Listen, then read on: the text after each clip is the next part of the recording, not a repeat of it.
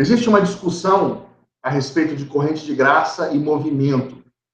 Né? A renovação carismática, o que ela é? Uma corrente de graça ou ela é um movimento? O Papa Francisco tem sido bastante claro, né?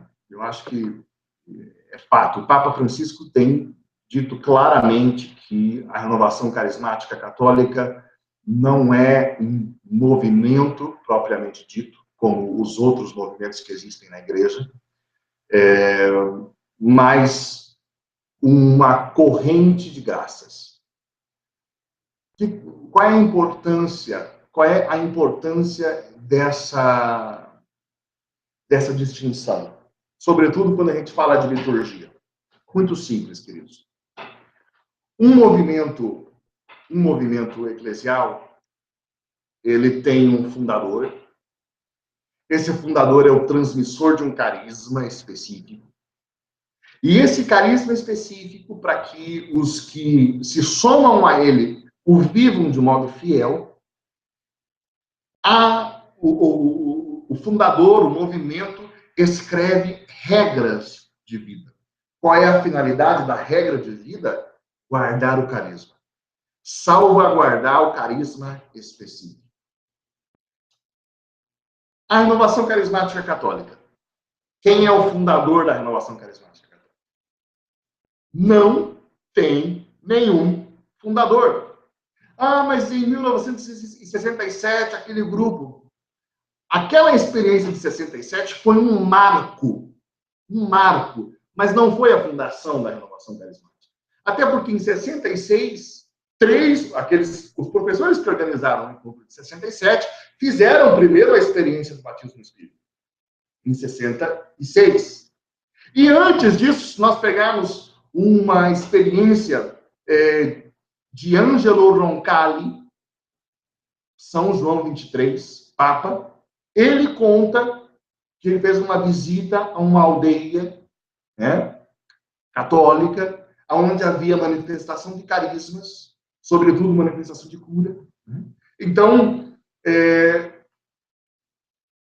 e como se não bastasse, os carismas e essa experiência, essa graça atual, ela está viva na igreja desde Pentecostes. O que acontece em 67 é um marco, porque essa experiência começa a se dar agora, não somente, né, em pessoas isoladas aqui e ali, mas ela começa a se dar em assembleias de oração, agrupamentos de pessoas.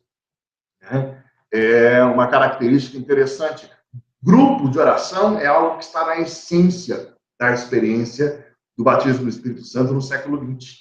Comunidade é algo que está na essência da experiência do batismo do Espírito Santo no século XX. Né? Então, é necessário a gente fazer essa distinção. Não tem fundador. Depois, regra de vida. A renovação carismática católica não tem regra de vida. Saiba você o seguinte, o ICRIS, que são os Serviços Internacionais da Renovação Carismática, o ICRIS é uma instância de comunhão e de serviço.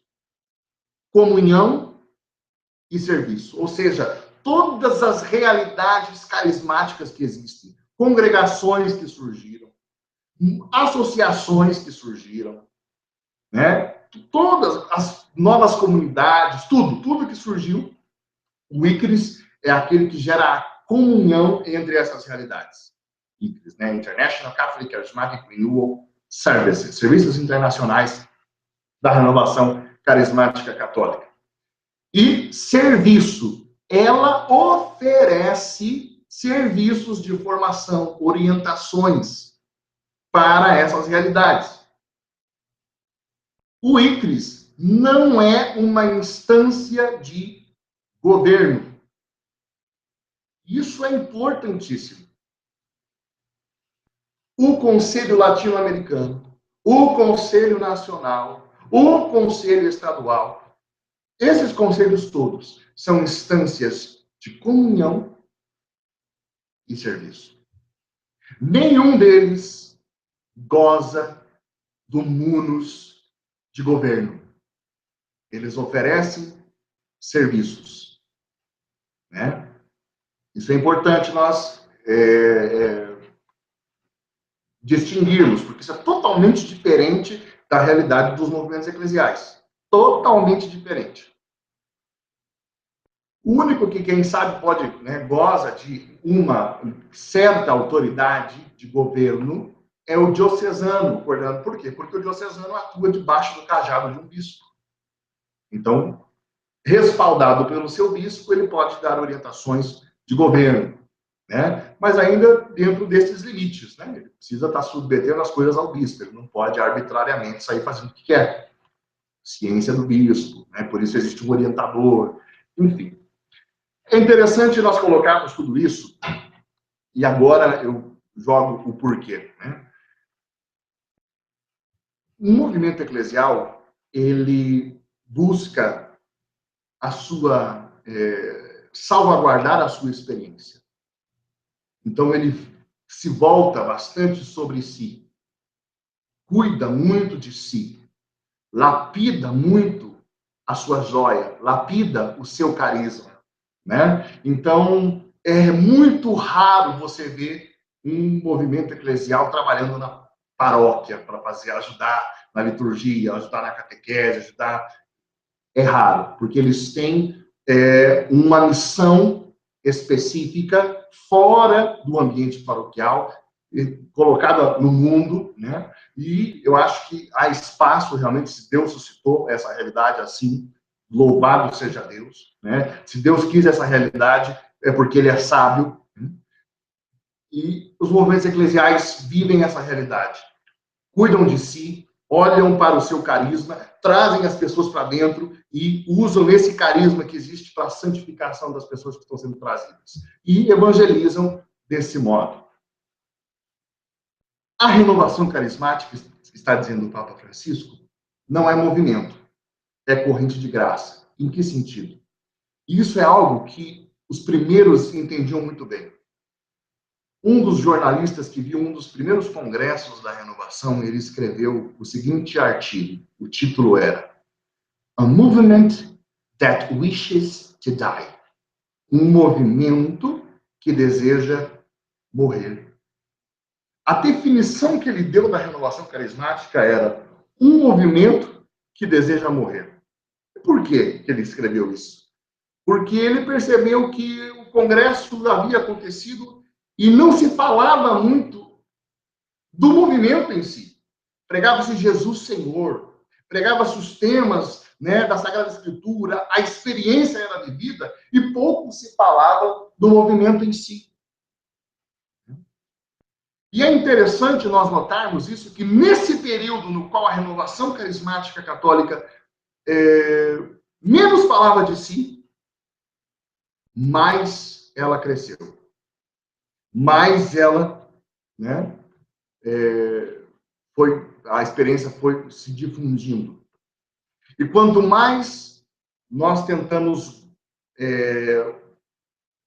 nos salvaguardar, quanto mais nós tentamos fazer a dinâmica de um movimento eclesial, quanto mais nós queremos ser um movimento eclesial, ser uma cadeira no Vaticano, quanto mais nós buscamos isso, mais nós percebemos o arrefecimento. E o Papa Francisco tem falado isso. E a escuta profética em Jerusalém tem falado isso. O genuíno batismo no Espírito Santo não está acontecendo. Estou dizendo que a renovação não deve falar de si mesma? Não, não estou dizendo isso. Por quê? Porque para existir na igreja, nós fomos catalogados como um movimento. E nós precisamos de uma estrutura. E nós precisamos nos organizar como um movimento. O que nós precisamos fazer é não esquecer que nós não somos movimento. O que nós precisamos fazer é não esquecer que nós somos chamados para a igreja. Para um movimento eclesial e cuidar da liturgia na paróquia, eles vão falar, não, isso não é da nossa responsabilidade. Agora, a renovação carismática não pode falar isso. Porque ela é corrente de graça. Porque ela existe para perpassar a igreja. Porque ela existe para renovar a catequese. Porque ela existe para renovar a liturgia. Ela existe para renovar cada serviço. Ela existe para ser um avivamento para os movimentos eclesiais, para as congregações, ou seja, um franciscano, um jesuíta, um monge. Eles podem fazer a experiência do batismo no Espírito Santo para melhor viver o seu carisma. Então, ele existe como um coração pulsante. Esse movimento Renovação Carismática é um coração pulsando uma experiência.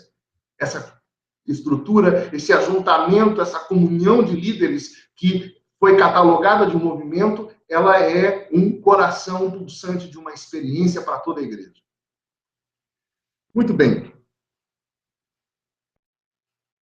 Essa é a natureza da renovação. A importância dela ser corrente de graça é o fato de que ela existe para renovar a igreja.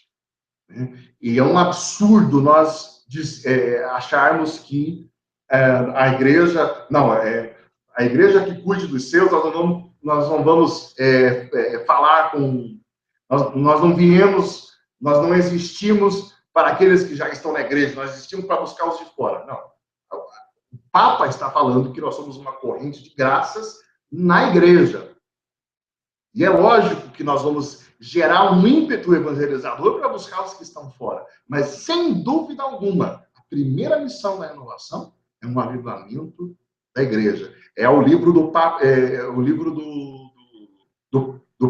do Prado Flores, né? E de evangelizar os batizados. É isso que ele falava, né? Então, o que eu posso falar sobre a natureza de um modo muito superficial é isso. A importância de nós olharmos para essa experiência e o que ela gera.